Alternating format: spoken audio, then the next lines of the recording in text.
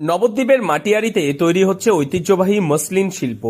মহারাষ্ট্র থেকে আনা উন্নত মানের সুবিন কাপাস তুলো দিয়ে এখানে তৈরি হচ্ছে সূক্ষ্ম সুতির সুতো, আর সেই সুতো থেকেই বানানো হয় পরবর্তীকালে মসলিনের শাড়ি, পাঞ্জাবি, ধুতি, জামা প্যান্ট সহ নানা পোশাক।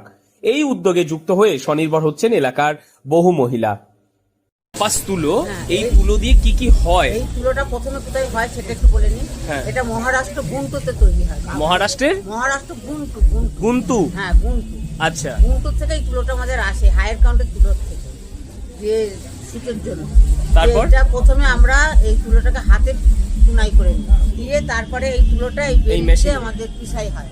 আচ্ছা, পেশাই হয়ে হ্যাঁ, পিসাই হয়ে তখন ওই চরকা টেপ, যেটাকে বলি আমরা টেপ তৈরি হয়, হ্যাঁ। সেই চরকার থেকে বেল্লির থেকে ওইখানে চরকাই দেয়। এই চরকাটাকে কি বলা হয়? এইটা হচ্ছে, এটা 150 কাউন্টের চরকা। এই রবিনটা আমাদের তৈরি হয়ে আসছে।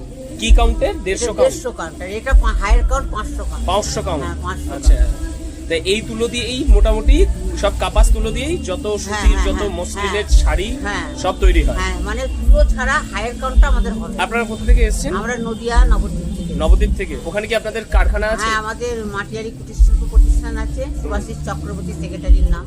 জানা গিয়েছে মহারাষ্ট্রের গুন্তু নামক একটি এলাকায় উৎপন্ন এই সুবিন কাপাস তুলো প্রথমে আনা হয়। এরপর হাতের সাহায্যে তুলো থেকে বীজ আলাদা করা হয়।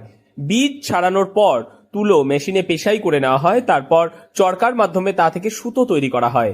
এই কাজে ব্যবহার করা হচ্ছে একটি 150 কাউন্টের চরকা এবং আরো উন্নত প্রযুক্তির একটি 500 কাউন্টের চরকা। এই চরকাগুলিতেই অত্যন্ত সূক্ষ্ম মসলিনের সুতো তৈরি করা হয়। নবদ্বীপ মাটিয়ারিতে একাধিক স্বনির্ভর গোষ্ঠীর মহিলারা মিলেই এই কাজ করছেন। বর্তমানে প্রায় 40 জন মহিলা সরাসরি এই প্রতিষ্ঠানের সঙ্গে যুক্ত থেকে কাজ করছেন এবং নিজেদের রোজগারের পথ তৈরি করছেন।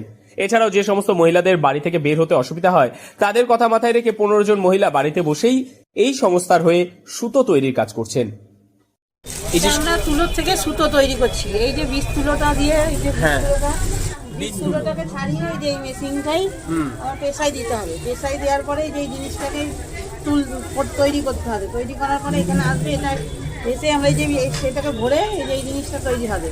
এটাকে 3টে করে দিয়ে আবার এইটা তৈরি হবে। আচ্ছা, এইটা হওয়ার পরে যে এই দুটো দিয়ে এই যে ফাইনাল সুতোটা তৈরি হবে। তারপরে এই সুতোটা হওয়ার পরে আমরা এই যে লাটায় তুলে সুতোটা, এই সুতো দিয়ে কি কি হয়?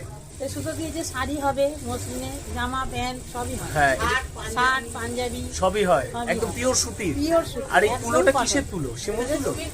সুবিন কাপাস তুলো এটা। এই গোটা উদ্যোগটি খাদি ইন্ডিয়ার তত্ত্বাবধানে এবং খাদি ও গ্রামীণ শিল্প কমিশনের সরকারি অধীনে পরিচালিত হচ্ছে। খাদি ইন্ডিয়ার সহযোগিতায় উৎপাদিত এই মসলিন সুতো ও পোশাক দেশীয় হস্তশিল্পের গৌরবকে উন্নত করে তুলে ধরছে বলে মত বিশেষজ্ঞদের। স্থানীয়দের মতে এই প্রকল্প একদিকে যেমন ঐতিহ্যবাহী মসলিন শিল্পকে পুনরুজ্জীবিত করছে, তেমনি অন্যদিকে গ্রামীণ মহিলাদের আর্থিকভাবে স্বাবলম্বী করে তুলছে। ভবিষ্যতে আরও বেশি সংখ্যক মহিলাকে এই উদ্যোগের সঙ্গে যুক্ত করার পরিকল্পনাও রয়েছে বলে জানা গিয়েছে। নদিয়া নবদ্বীপ থেকে মৈনাক দেবনাথের রিপোর্ট, লোকাল 18 বাংলা।